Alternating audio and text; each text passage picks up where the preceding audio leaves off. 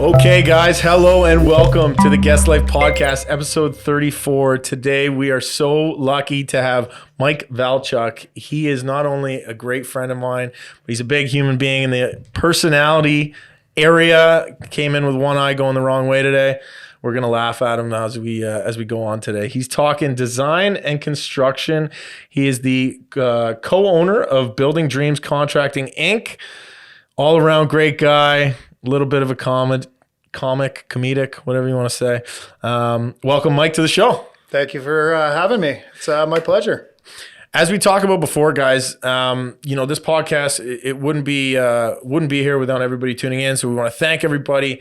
I'm fortunate enough to be friends with Mike. You kind of followed him and his journey along the years, and we've kind of built similar businesses throughout the Hamilton and surrounding areas.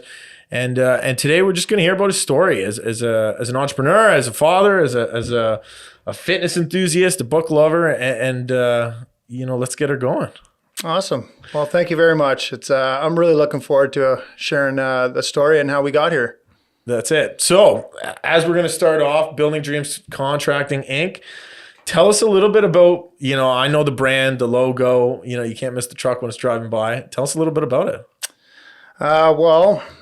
From a very young age, I've always been into construction. Always been really interested in creating spaces for people to live in, and areas of the residential home that create memories, like kitchens, baths, places where people can not only laugh, but they can also share hard times in their lives. And these areas of the home have a lot of functions, not just for cooking, cleaning, and that sort of thing, but it becomes a place where people really do share lifelong memories with friends and family and stuff. So from about 8 years old, when my dad introduced me to construction and that sort of thing, like tools, here I am with a saw cutting the table from a very young age. So thanks, Dad. You'll never let me live that one down. But always kind of led myself into tools all the way through high school, college, courses. And something always said that I was going to be building houses and being in this industry. And when the decision was made to go off on my own and partner with my business partner now, Grant O'Neill, coming up with the name, it had to fit with core values. It had to have it had to stand for something on its own. Yeah. And that's when Building Dreams Contracting, Inc. Came to be. It was what do we do? Truly, what do we do? Mm-hmm. And when it hit deep. Yeah. So it was we were really excited to move forward with the name and then just go through the design and the marketing that leads to it. It's a fun name to play on. Yeah, so fun is a big word here, and I met Mike on site downtown on King William there, and that's right. And Mike and Grant were doing a small commercial building downtown, and between Mike and Grant, I don't think I knew tradesmen that had more fun on a site. From energy first thing in the morning to unloading stuff to doing some little bit of dangerous, apparatuses throughout the day, trying to get some work done. But really, I was drawn to him as a professional tradesman. Just coming into that energy. How do you bring that into your business on a daily basis? Wow, heavy question. No, I'm just kidding. Bringing the energy is more about the way that I look at it is you can either be a product of your environment or your environment can be a product of yourself. Wow. So what I mean by that is showing up to work, really, really excited. Yeah. It truly does show that we belong in this industry. We're not just faking it. We're not handyman that can get stuff done. We're truly passionate about learning new techniques, new materials, what's up and coming trends and stuff. So we really do show up and wake up every day excited to get to work. And we try to play with each other as much as possible. Sometimes we'll hide and scare people and just having a little bit of fun, because what we do, has a level of safety, has a high level of stress. Sometimes we have deadlines and budgets that we have to meet. So, there are those challenges that you gotta overcome. Mm-hmm. And the way that we do it is generally through humor and trying to just be playful, because you can't take life too seriously. It's you just got to keep getting through it. Yeah, I was at a lunch today and someone said the word fun and work's been fun. And for me, that's like, it's huge. And I think you guys take that to, if anybody knows me and thinks I'm high energy, Mike takes that to an extreme and that's saying a lot. So, but you know what? It makes people want to work with you. It makes, outcomes better. It makes, hard challenges, easier to tackle because it's got to get done regardless. It has to get done. Things got to get done. Work's got to get completed. The customer ends up, needing to know that even if there was a challenge that came up on site, that it got fixed and taken care of. That can either be super overwhelming and kind of take you by the hands, or you can just grab it by the throat and kick its ass, right? It's absolutely the approach, and it's going back to you just can't take it that serious because, especially with what we do, it's all process based. Mm-hmm. So if you're good at organizing and you know the process in building and constructing, a residential home, for instance, just follow the process. Yeah. Having really tight communication, using some tech. I know you use tech inside your guest plumbing. We've acquired. We now use like Builder Trend as part of our tech support. Okay. So just staying up with communication with the client. It's really made the jobs go a lot easier, and we're able to tackle a lot more faster. Yeah. So, I know the little bit of background behind you, Mike, but tell us a little bit about, how Building Dreams got involved. I know you were a franchisee owner of multiple businesses. So tell the viewers a little bit about that, because, I think that's a big step in terms of, where you're at now and why your process and procedures are so good. Well, yeah. So coming from owning 4 pita pits and being a franchisor for about 10 years, there was a lot that they taught in just how to run a business and integrating processes and procedures. And it's very important to have those because you can lean on them when you're confused or you don't know. It's like, go back to the list. Refer back to the list, create the process procedure. They do take time to develop, but the experience I gained from being a franchisor through Pita Pit, that really showed me how a large scale organization can simplify expansion and being able to do multiple things. They had 5 owners, but across Canada, they had 270 plus stores and they were in 13 different countries. Wow. So how do 5 people do that? You got to create systems to do that, right? Yeah. So I've always looked at that as a prime example of people who have done it successfully with limited amount of man hours. Yeah. We all have the same amount of time in a day. What are we doing to maximize it and creating systems that'll loosen it up so we can do higher value tasks? Like Grant and myself being the owners, we can't be swinging a hammer every day. We have to be doing higher value tasks in order for us to lead the pack and the ones that are following, So, that's sort of how we got here. Yeah. Just led into it. And I know now you've jumped into the coaching world, and for myself, just finally kind of, I want to say giving in because that's how I mentally felt when I started it, but really it's not giving in at all. No, it's finally getting smart enough, I would say, or at the right state of mind to kind of accept that coaching is good, right? You're coached, the coach doesn't have to be the best player. Asking for help is fun. Yeah, asking for help can be relieving, supportive, all these good things. Tell us a little bit about, and the people listening in, because I know from the outside, as business owners, we have to make it look like everything's, we got it under control, seamless, everything's good. Under the hood, pistons are firing. There's an explosion. Gas leaks. Yeah. We got a lot going on that takes quite a bit to organize. So tell us a little bit about your coaching and the benefits of it and some of the struggles that have been coming through the pipe. Yeah. So what are we in now? We're in 2022. So it was about 2020, as the year was ending, we started noticing a trend that it seemed like with Building Dreams, we were having mirrored years. And just the personality that I've always had, when things don't feel like they're growing and expanding, it becomes very overwhelming and stressful. Like I feel a lot of pressure. Mm-hmm. It's just something that comes. I can't explain it, don't know where it came from. But when that was starting to be felt, looking into entering 2021, I just started looking into coaching programs and coaching specifically for general contractors, home builders, remodelers, renovations, only focusing on that. They don't focus on anything else. So we're with Breakthrough Academy.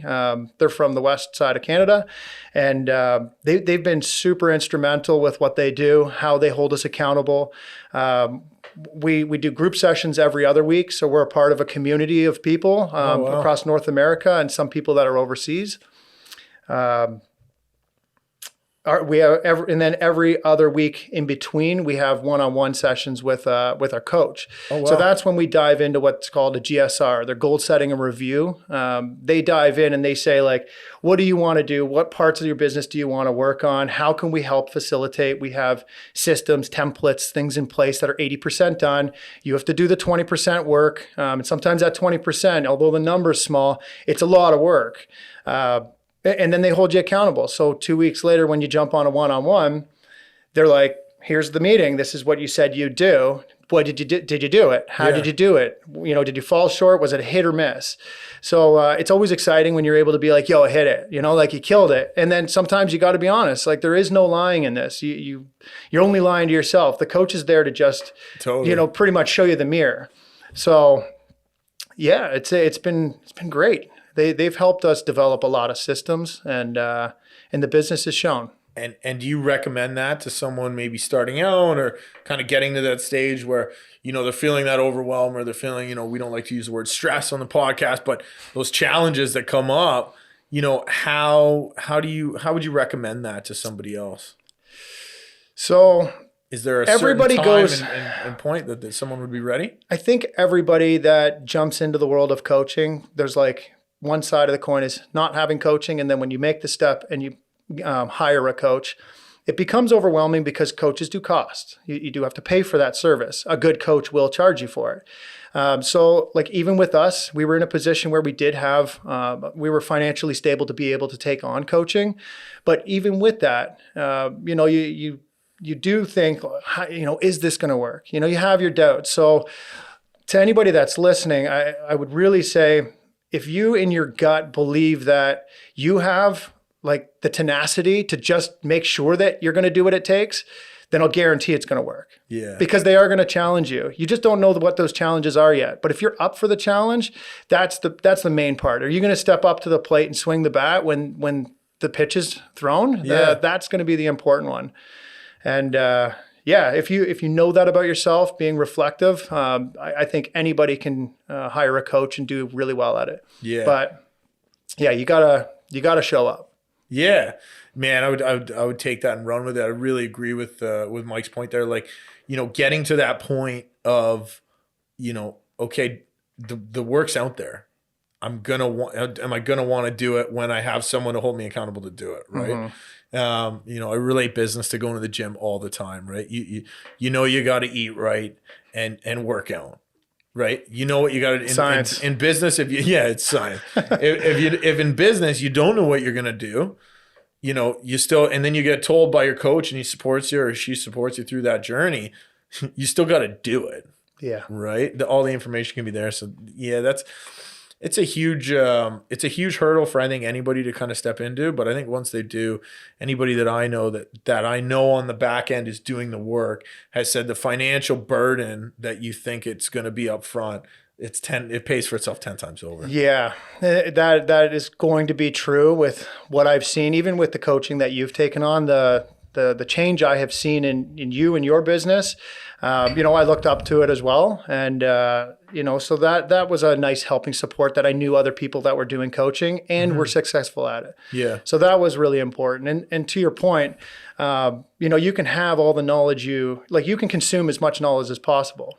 But without action, it goes nowhere. So when they say like knowledge is power, in my mind, it's like knowledge plus action is power. Because without the action, it's just knowledge. You're not doing anything with it. So that's where the coach comes in, and they'll be like, here's the knowledge. Here's in 2 weeks, I'm going to ask you to do it, right? Like, now you need to do something about it. So it's been a fun journey to develop because it's something we've wanted to do. And it's, having somebody to hold you accountable is not a bad thing. Yeah. Yeah, that's awesome, man. And so getting into, I've seen some of your work and it's, it's fantastic. It's detailed.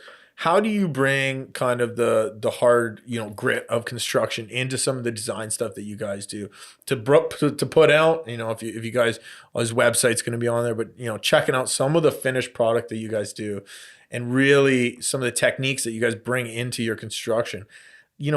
What made you kind of get so excited about doing something like that? So it's a funny one. So I've coined the phrase close-up magic. So like, yeah, people know the term through like magicians, and when they do card tricks that are face to face, like street performers do, close-up magic. They're up close, and you're trying to find the trick. You're trying to find the mistake. So I've taken that coin, like that. Pardon me. I've taken that phrase and instilled it into what we do. And the term close-up magic is where it's do it so well that we encourage our clients to look closely. Nice. Do something that's wow factor. Don't just do, trim or baseboard. If it's got to go around, a cabinet or a corner or something, do it very unique. Take some geometry, look some stuff up, do something cool. So when it is seen, it's like blows you out of the park. So when it comes to like the finished product, it's really important that we're paying attention to the close-up magic, as I call it. I like that. Yeah. I've never heard that before. Yeah. So well, you'll never hear it again. Yeah. Patent pending. Patent pending. Yeah. Oh, I love that. Yeah. I think, when you get into, setting yourself apart, but also like you've already taken that step and you've gotten the job, right? And going that extra mile when I'm not saying a lot of people don't, I'm saying that some people don't have to. Right. Correct. And, really taking pride in ownership. And that's where those referrals come in and kind of push your business forward. Yeah. The close-up magic is what gets other people asking, who did your job? Yeah. Because as I touched on earlier, we're creating spaces that they're going to be Christmases. There's going to be Thanksgiving dinners, birthdays, funerals. There's going to be every type of celebration within these spaces that we're creating. So a lot of eyes see good and bad product. We prefer that we show them the good product. So that they ask, oh, who did that? That's cool. That's very unique, and those attention to details stand out and people do notice. For sure. Yeah, that's amazing, man. So we're gonna switch this into how does Mike Valchuk have so much energy? What is your daily routine? So again, I know you as a friend. You're an inspiration to me and kind of what can be, because a lot of people, and I'm saying this straight up, is they make excuses for their lifestyle, for their habits. Me and Mike have a really funny story about why we became 530 gym partners. That's right. But, how do you manage? Because you're a father of 3 high energy boys have been in your house. You've got a wife at home, you got work, you've got the gym, you've got fitness, you've got coaching. How do you manage that? Because a lot of people that I find come to me and say, oh man, Dan, you're just single and this is what you got going on. And it's like, well, let's not make these excuses for ourselves just because it's in the state we're at. And I think you're one of the people that I look up to that says, there's no excuse. This guy's a great friend. He's a father. He's a business owner. He handles his clients very well. Takes care of himself. Tell us a little bit about the secret of Mike Valchuk. So it generally starts with putting 2 toothpicks in your eyelids. It helps keep your eyes open. Even when you're sleeping, you can be working. Perfect. Right? No, but like on a serious note, I like to wake up early. Like for me, my alarm hits around 5 a.m. Yeah. Get up out of bed, do my thing. But it gives me like being. What's your thing? So like my general routine when I get up, I get up and after prep myself. The night before I've always got my gym bag ready. Get some food prepped before I hit the gym, and then I'm usually walking in the door at the gym just before 6 a.m. I'm very time efficient, so I throw my earbuds in. I try to just mind my own, get a really good workout out of the gym by 7:15, because I try to get to the job site by 7:30, depending on location. I like to be the first one on the job site as often as I can. Schedules obviously are different day in, day out, but I like to be the first one there so I can mentally get my mind at, what am I going to talk about? What needs to be done? What issues happened yesterday that need to be addressed first thing? Just the level of preparation is important. And then, put in a really good solid day's work throughout the day. And then like at the end of the day, I'm lucky enough and very fortunate to have a wonderful wife at home. This is like by far a really key component. My wife has been with me the whole time I've been an entrepreneur. So she's never not seen me working all the time or thinking about it all the time or questioning good, bad, ugly and all that. When I come home, do the family dinner. I love my kids more than anything out. They're my best friends. So like playtime with them is extremely important, and being present, shutting things off and like actually paying attention to them is really important. Yeah. So I'll do that after work. And then, right around 8:30, 9 o'clock in the evening, I'll either pick up a book, depending, just try to gain some more knowledge, put my foot forward. Or we just sit down, put a movie on, and the wife and I relax, and then just repeat day in, day out. I've really gained a respect for working Saturday mornings. That's one that's fairly new. Like I absolutely love working, from 6 a.m. to 10 a.m. Saturday mornings. Just makes me feel like I've put chips in the right pile, and that pile is going to continue to compound in the right direction. So Saturdays are really fun for me. I crank the music at the office and get after it. You know what? I got a little bit entitled for a number of years, kind of getting out of the space where it was like, owner operator. I finally had some management, and I got this entitlement where like, okay, I can coast now. I don't have to work Saturdays anymore. And I lost that like little extra drive. My mind went to, I'm working efficiently and effectively. I don't need to work overly hours. Mm-hmm. Since maybe about a year ago, I made that switch to trying to work every other Saturday morning, and just realize like, why am I avoiding something I love? Right. And that little extra, just like you said, that chips in those piles, right? Not making it feel like I had to, but that I wanted to. And that's the key component, is I don't wake up on Saturday morning going, oh man, like said I was going to do this and drag myself in. Like I'm excited going to bed at Friday, being like, I can't wait for 5 o'clock. My alarm's going to go off. I'm going to get up. I'm going to do my thing.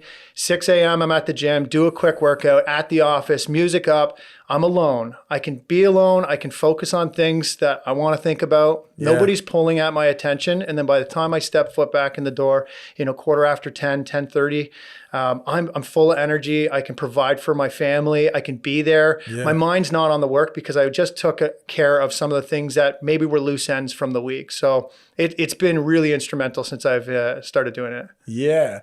And what? How does that set you up for Mondays? Oh.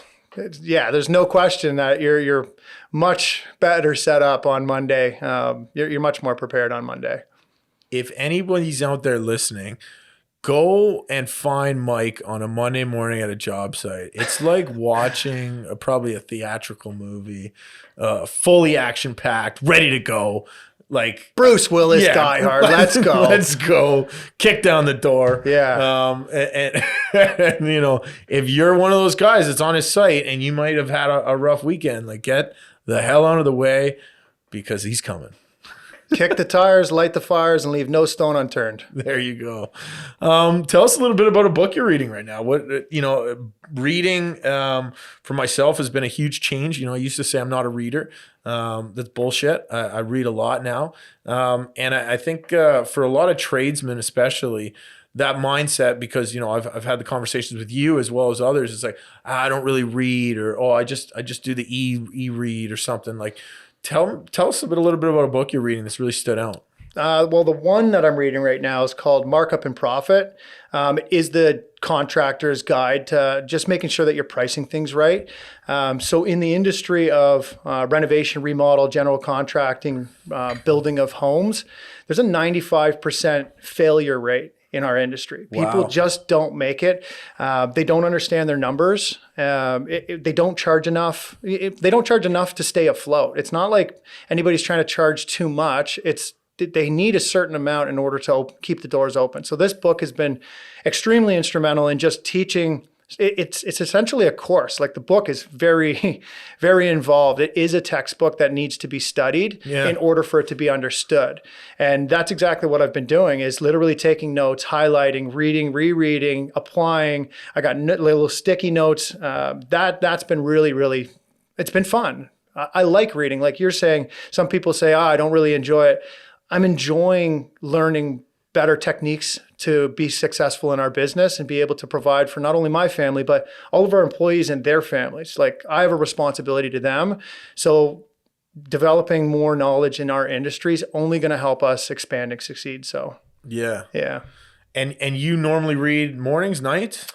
Well, so last year I was doing 6 a.m. instead of the gym. I was doing kind of fitness at a different time of the day. Yeah. So I was doing an hour and a half of reading every morning. Wow. I'm more now in the evenings, just because now that I've incorporated morning workouts, from about 8:30 to 9:30, I'll try to get in about an hour. 4 to 5 days a week, I'm studying.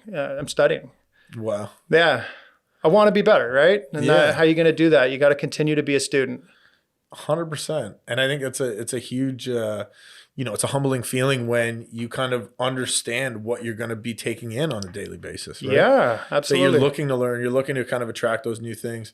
How do you find in your industry, how do you guys, find that differentiator? Because I know now, for myself, we have podcasts with other plumbing companies. We have, all this community stuff that's driven to kind of for everyone to succeed and learn from each other. Mm-hmm. How do you guys feel about, doing your part in that part of the industry? Like as part of the contracting world, like remodel renovations? The fact that you guys are, part of your coaching group where it's peer coaching. Correct. Yeah. Wow. How do I answer that? I'm trying to think of So how does, do you mind just rephrasing that just so I can understand Like one of the things in our industry is like kind of like habits that you guys are picking up. Right. It's like the reading and the workouts and the morning stuff. Like I find in our industry, it was so like everyone was kind of keeping everything to themselves. Oh, okay. And I think nowadays see what you mean. it's like everyone's sharing so much of knowledge because everyone wants everyone to succeed. I get what you're asking. Yeah. So that has been really important in seeing that your success doesn't have to be within like your own little box.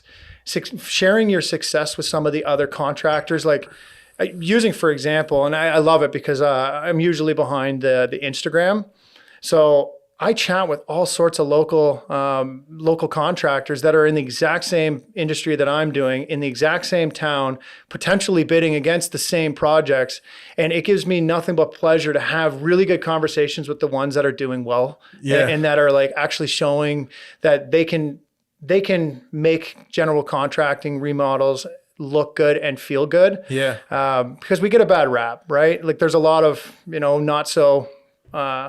not so great people within all of our industries. So the ones that are standing out from the pack, trying to actually make an impact, those are the ones that I have great conversations with and share. Like I just sent a local contractor, somebody that could potentially be bidding against me, to our coaching company because I want to see them do better and show great within the Hamilton and surrounding area. Yeah, that's awesome, man. And one of the things, we bring people on the show that not only are awesome entrepreneurs, but really into giving back to the city.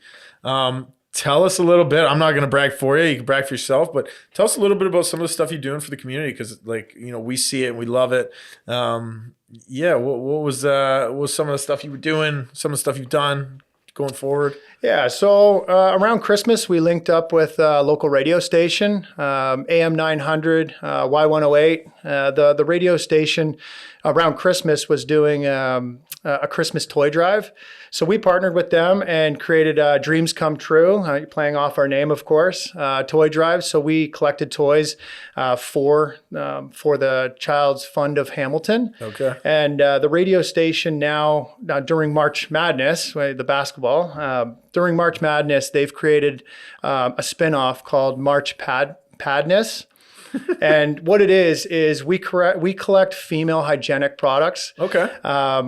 For people in need throughout Hamilton. The reason why is female hygienic products are the least donated item Wow. for people in need, like the least. Bottom of the barrel, nobody thinks about picking up those type of things. Yeah. And we have to take care of the women in our community. And sometimes people, they're just in a rough spot and need a little bit of help. So we're now collecting for that through the month of March. And as we come close to the end of March, we're really excited to see the community bond together and what we've got to offer. So we look forward to the next one for sure. Yeah.